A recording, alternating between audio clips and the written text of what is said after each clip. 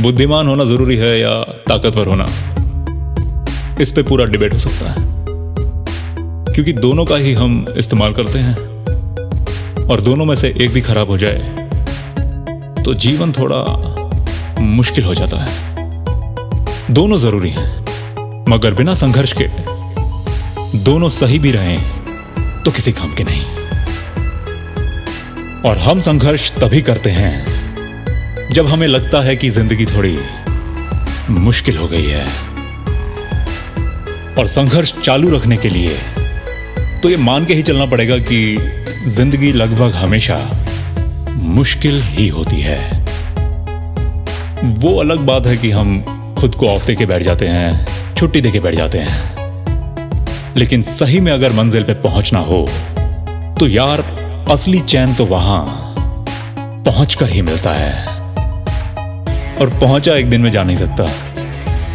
जब हम डेली उठकर बिना किसी अवार्ड के, बिना किसी रिकॉग्निशन के लालच के, बिना ना तारीफ के लिए ना किसी को दिखाने के लिए, जब हम संघर्ष की डेफिनेशन खुद को समझाएंगे तब जाकर वो सही में संघर्ष कहलाएगा। और उसके लिए हमें एक डायरेक्शन चूज करनी पड़ेगी। और यहीं पर इस चॉइस में विल पावर और हम में वो दम निखर के आता है। अब सोफे पे या बेड पे पड़े पड़े तो संघर्ष की कोई जरूरत नहीं होगी ना। और जहां संघर्ष की कोई जरूरत नहीं वहां दम की नहीं, दम आलू की इज्जत होती है।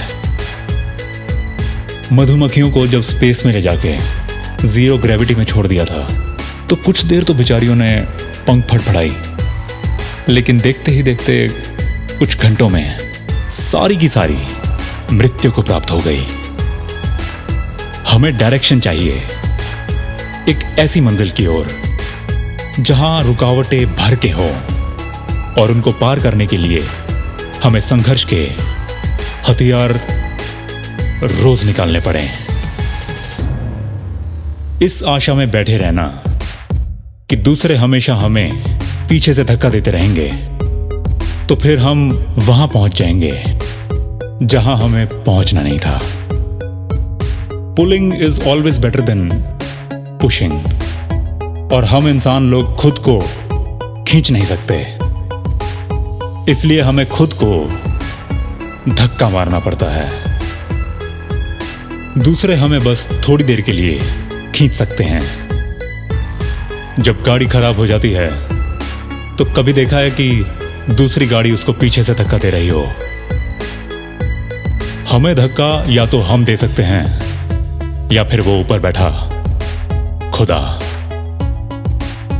वो रस्सी दोनों गाड़ियों को जोड़ती बिल्कुल उस घोड़े की कमर पे बंधी उस टांगे को खींचती हुई रस्सी जैसी तो होती है।